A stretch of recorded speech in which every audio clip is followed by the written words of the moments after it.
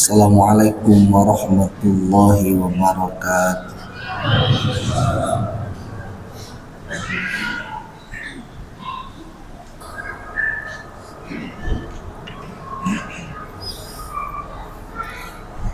Alhamdulillahilladzi habbabal mujahidina minal ansari wal muhajirin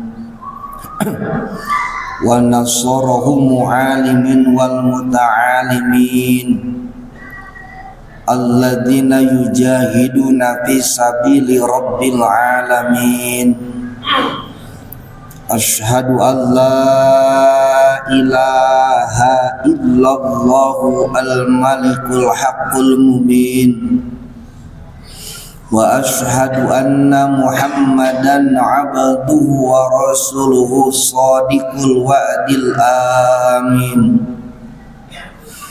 Allahumma fasholli ala sayyidina Muhammadin wa ala alihi wa ashabihi ajma'in. Amma ba'd.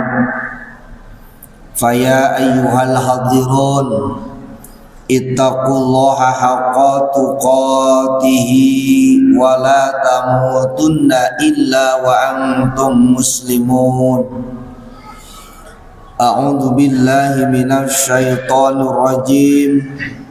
Bismillahirrahmanirrahim. Ya ayyuhalladzina amanu taqullaha wal tanzur nafsum ma qaddamat lighad. Wattaqullaha innallaha khabirum bima ta'malun.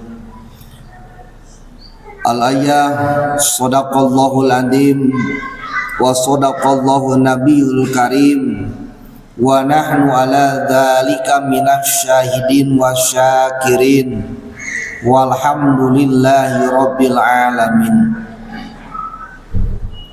Pertama-tama marilah kita panjatkan puji dan syukur kehadirat Allah yang Maha Ghafur, yang alhamdulillah berkat kudrat dan iradatnya lewat deretan tanjiji qadim dan tanjiji hadisnya, pada kesempatan kali ini kita masih diberikan nikmatul ijad, nikmatul imdad, nikmatul iman wal islam, yang alhamdulillah pada kesempatan kali ini kita masih bisa melaksanakan kewajiban kita sebagai umat muslimin, yaitu melaksanakan sholat Jumat. Hadirin jamaah Jumat rahimakumullah, salah satu kewajiban khatib itu ada wasiat bertakwa.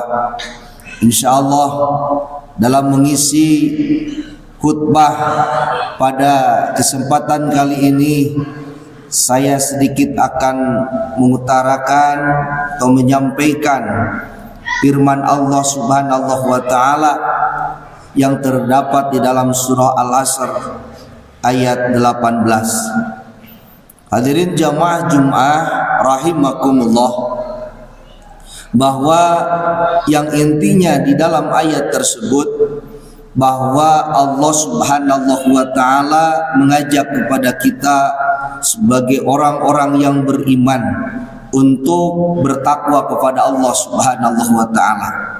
Karena melaksanakan takwa itu bukan suatu perbuatan pekerjaan yang mudah, tapi pekerjaan yang sangat sulit sekali.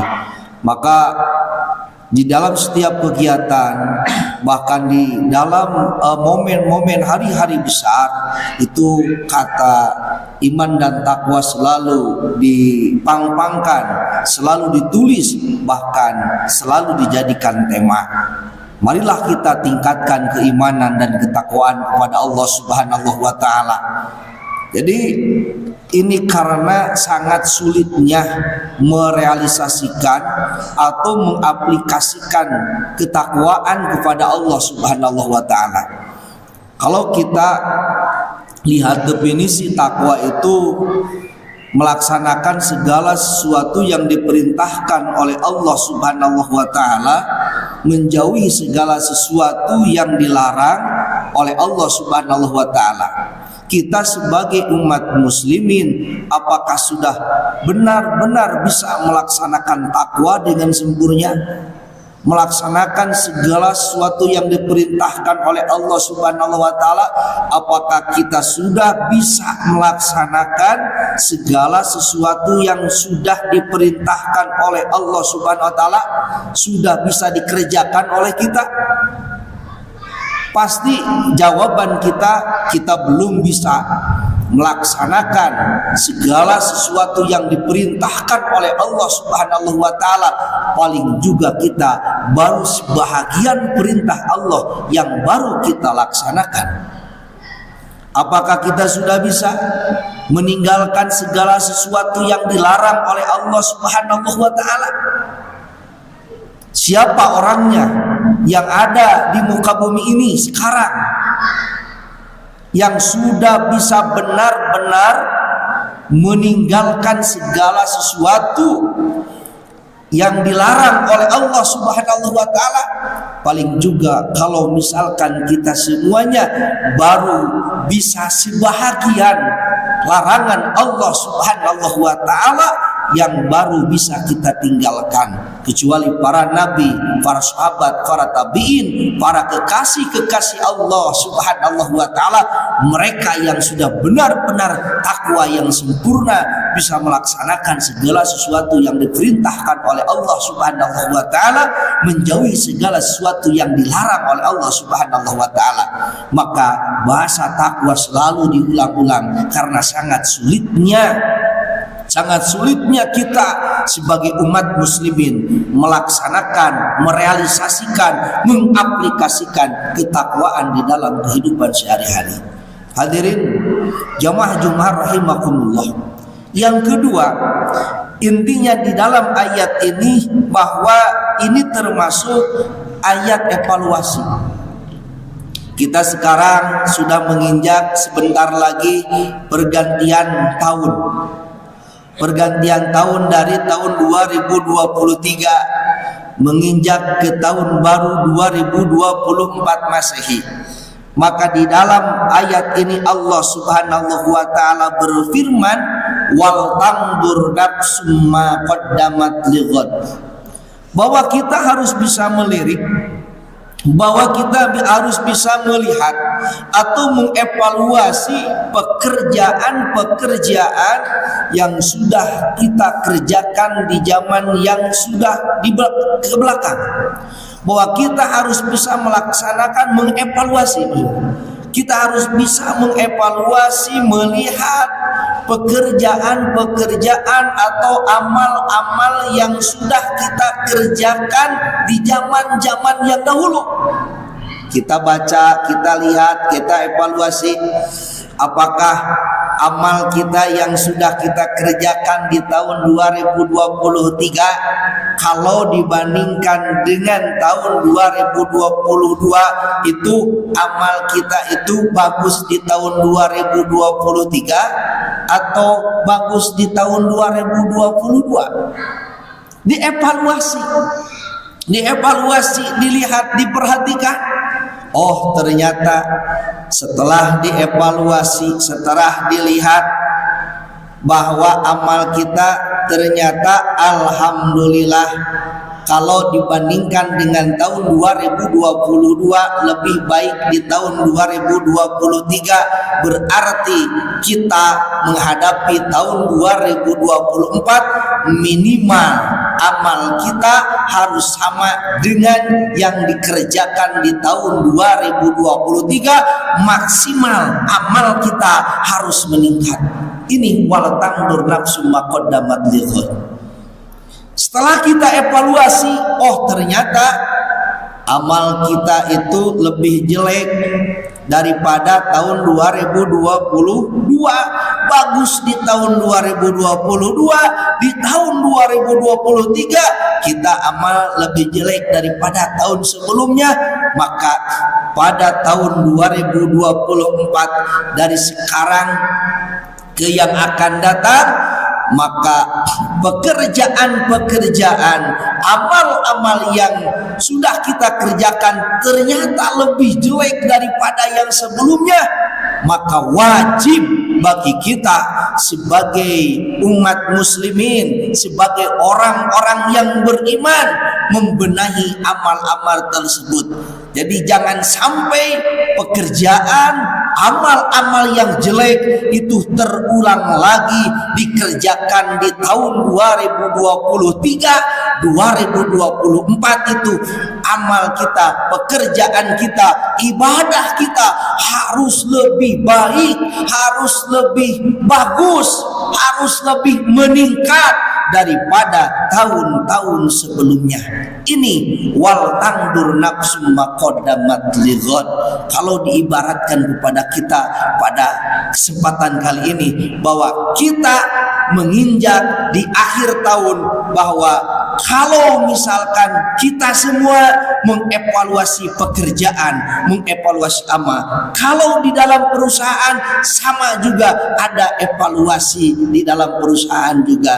Jadi intinya untuk memperbaiki kedepannya, supaya kedepannya ligodin mata kodamat ligodin itu, supaya kedepannya kita bisa lebih baik lagi daripada sebelumnya. Hadirin jamaah Jumat rahimakumullah, bahwa intinya di dalam khutbah ini dua poin. Yang satu, kita sebagai umat yang beriman, orang-orang yang beriman, marilah kita tingkatkan keimanan dan ketakwaan dalam kehidupan kita sehari-hari. Terutama kita harus bisa mengaplikasikan ketakwaan kita di dalam kehidupan sehari-hari. Kita harus bisa melaksanakan segala sesuatu yang diperintahkan oleh Allah, menjauhi segala sesuatu yang dilarang oleh Allah Subhanahu wa taala. Yang kedua, bahwa inti di dalam ayat ini kita harus bisa mengevaluasi amal, pekerjaan atau ibadah yang telah kita kerjakan sebelumnya. Hadirin jamaah Jumat rahimakumullah, dicukupkan sekian saja khutbah yang pertama. Mudah-mudahan bermanfaat, khusus bagi saya, umumnya bagi semua jamaah. Barakallahu lakum wa nafa'ani wa iyyakum bima fihi la'allakum tuflihun.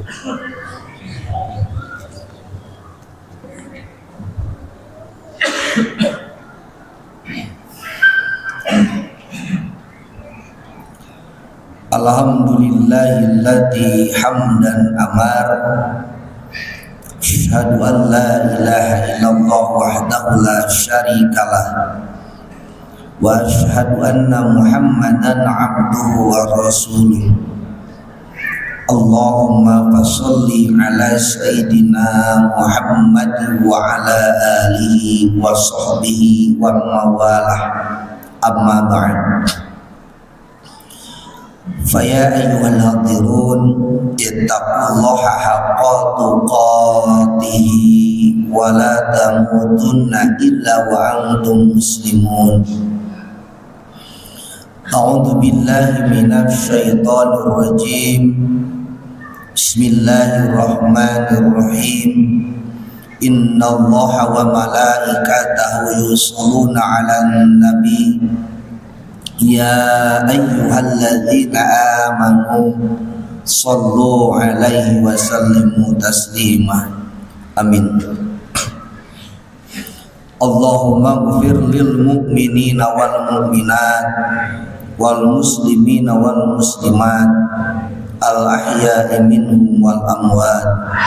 Allahumma ansur juyushal muslimin wa asakiral muwahhidin wa ahlikil kafarata wal tolamata wal musyrikin a'da'ana a'da'aka a'da'adin.